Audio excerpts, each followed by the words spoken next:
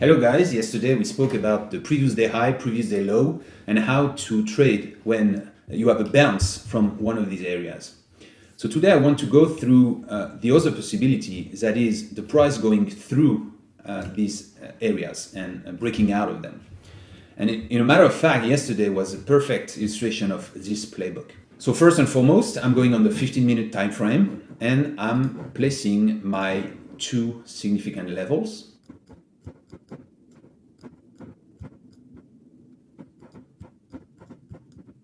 And then I'm going back to the 5-minute time frame. I love to trade the 5-minute time frame, even though I know that more and more traders like to trade the 2-minute time frames now.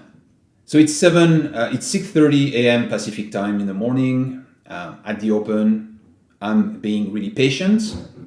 Usually a lot of volatility, as you can see here. Long wick. So now it's 7 a.m. 10 a.m. Eastern Time. That's usually when you have the breaking news. So I try to never be in a trade at 7 a.m. Pacific. What do we see?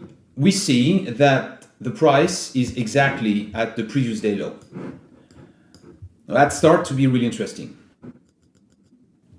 We see here it's choppy. Choppy equals patience. And now we finally close candles below the previous day low. Is it time to enter a trade? Not yet. So what do we have here? We have a price below the previous day low. That's one signal. We have the price below the EMAs. That's really bearish. So maybe a quick summary on the EMAs. I like to have what we call EMA ribbons with 3 exponential moving averages, the 20 EMA, the 50, and the 200. And usually when the price is below the 3 of them, it's mega bearish. And the opposite is true. If it's above the 3, it's mega bullish. So in that case, definitely the trade for today will be a short. There is no doubt about that. But is it time to enter right now? Not yet. Not yet. Usually when you break out of a significant level, you have a retest. And my experience taught me that sometimes I will miss a good trade when the price directly plunges or flushes. But it's okay, because in general, it retests. And when it retests, it's never 100% sure that it will be a continuation on the way down. And that's why I'm not taking a trade right there. So let's see what happened. So see here, it's kind of choppy still, right? If we entered right there, we would be kind of stressed right now because the trade would be break-even, slightly negative, and when you see that you have a higher low, you might be tempted to say that it might go up, right? So again, patience.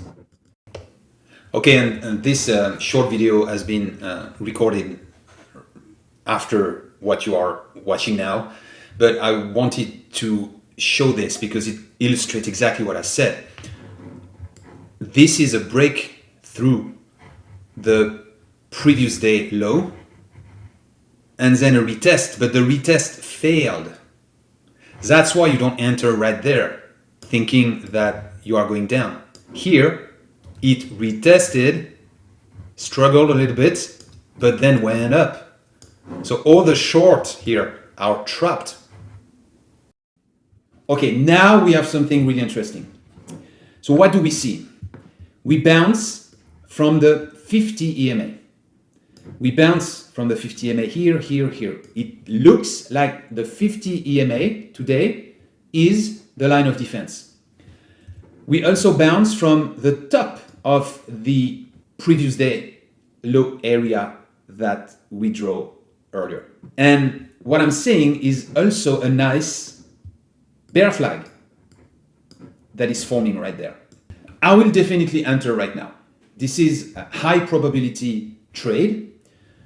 Now the last question is, where is our target? And that's a tricky one. Why? Because we are in a very, very strong downtrend meaning that we don't have any other significant level in recent days. That's where I'm changing my time frame to the 1 hour, and I'm trying to gauge where the next significant level would be. So we have this one right there, but actually it's already above this price action right now. We have this one, same, it's above. So we don't really have, the next significant level is this one. It's really far from where we are. So here is how I play it. I'm going back to the fundamentals. And fundamentals are, in technical analysis, when you have a bear flag or a bull flag, it's good practice to draw the pole from the previous pivot point, and then you copy paste this pole from the previous pivot point right there. Okay, so that's what I'm calling pivot points. All right, so my target would be there. So here we go. This is how I play it. I'm placing a limit order. Right now the price is there. I bet that we will have a micro pullback, so I'm trying to optimize my entry point. So I'm placing my entry point there. I'm placing my stop loss above 1 or 2 ticks above the previous pivot point, that is here. It will be basically at the 50 EMA as well. And then my target price will be there. So what is the trade expectancy? It's 1.74 R. It means that if it's successful, I will make 1.74 times more than what I'm risking. If I'm risking $1,000, I will make $1,740, which is great. This is how I play the break and retest of previous day low or previous day high. And let's see how it went. So we clearly see that we are retracing the exponential moving averages. That's really good. So right now I am about 1-to-1 risk reward ratio. So that's where I'm starting to trail my stop loss. So my initial stop loss is there. Now I would trail my stop loss by placing it and by moving it just above the 20 EMA. By doing so, again, my experience, if you have a reversal, like a V-shaped recovery or something that is really strong, at least you have secured some sort of profit. You don't want the stop loss to be too tight. I used to place my stop loss above the previous 5-minute candle in a case of a short. But now that I'm using this rule, placing my stop loss above the 20 EMA, it gives better results. In that case, also, because here we don't have significant level below, here you don't want to sell 100% if you reach these targets, because you never know. It might really go down, like flushing really hard. Here we go. Target has been reached, and when you see this price action right there, you might really understand why the bear flag is something that a lot of people are looking after. Probably a lot of people who had the same analysis as me took their profit there. That explain the quick bounce right there. So again, here you sell, I would say here 80% of your position, and you let 20% run. Yeah, so it flushed. And by moving your trailing stop loss, you would be there. Okay, I will place a line.